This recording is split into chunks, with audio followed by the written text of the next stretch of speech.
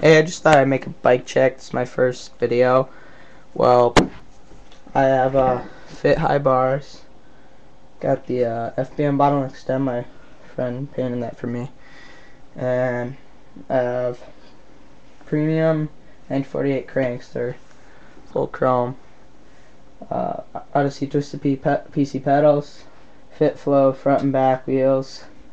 Eastern Hawkeye forks. And then a classic stolen paddy wagon frame. It's kind of heavy, but it does the job. But then I have Odyssey Aaron Ross front tire and a Mike Aiken back tire, and then FSA integrated headset, a stock fit sprocket, KMC chain, and then I don't know what tubes they are for in the tires. Probably just, I don't know.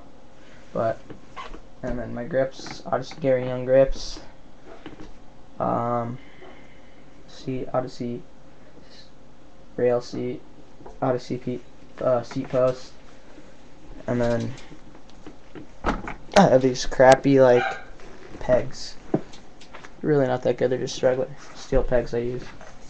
So yep, that's my bike check.